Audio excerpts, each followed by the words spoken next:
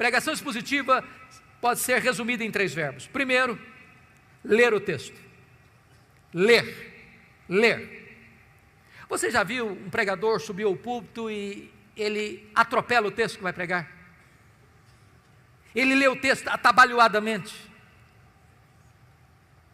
Quando você vê tal coisa, o que é que você pensa? Ele não se preparou. Ele não conhece nem o texto. Ele não gastou tempo. Talvez ele está dizendo o seguinte: o que importa aqui não é o texto que eu estou lendo, é o que eu vou falar depois. Deixa eu dizer uma coisa para você. A parte mais importante de um sermão é o texto. Porque só vai ser sermão se ele expor o texto que ele leu. Então é uma recomendação: leia o texto 1 vez, 5 vezes, 10 vezes, 20 vezes. Leia. Deixe que esse texto entre em você. Se possível, decore o texto. Leia com entusiasmo, leia com vibração, porque quando a pessoa vê você ler o texto e diz: esse homem tem alguma coisa para nos dizer. Segunda coisa, segundo verbo, explicar o texto. Calvino dizia que pregação é explicação da Escritura. A não ser que você explique o texto, você não pregou. Você conhece aquele tipo de pregador que lê o texto, vai embora do texto e nunca mais volta para o texto?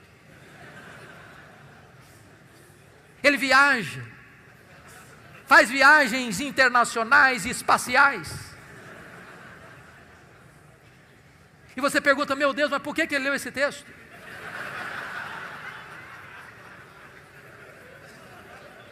Você conhece aquele tipo de pregador que diz assim: eu já tenho o sermão, só preciso encontrar um texto agora? O sermão emana do texto.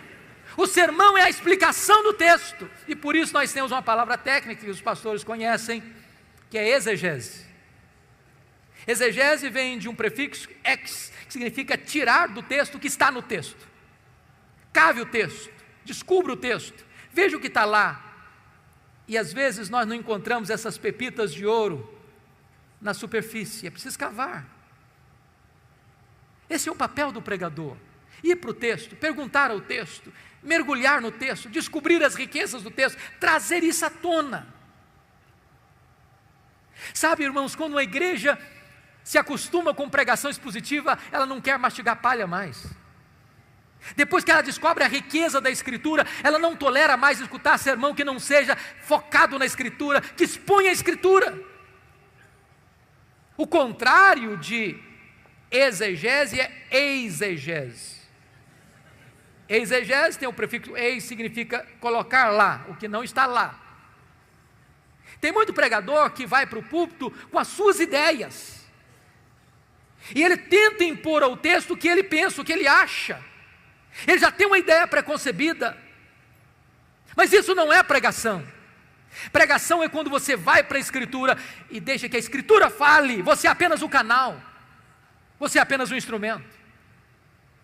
O terceiro verbo, importante pregação expositiva: primeiro é ler o texto, segundo é explicar o texto, terceiro é aplicar o texto.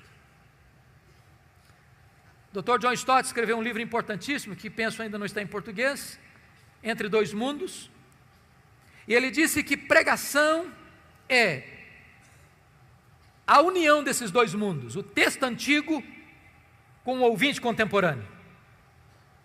Se você não conectar o texto ao ouvinte, você não pregou. Pregação não é um discurso diante do auditório.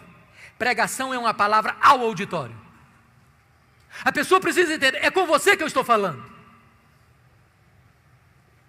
É como aquele pregador que foi pregar em João 10 e falou sobre a ovelha, falou sobre o pastor, falou sobre os lobos, falou sobre os campos, falou sobre os prados, falou sobre as águas, falou sobre a grama verde, falou sobre a lã da ovelha, falou e terminou o seu sermão depois de 1 hora, há 2000 anos, lá nas pastagens da Palestina.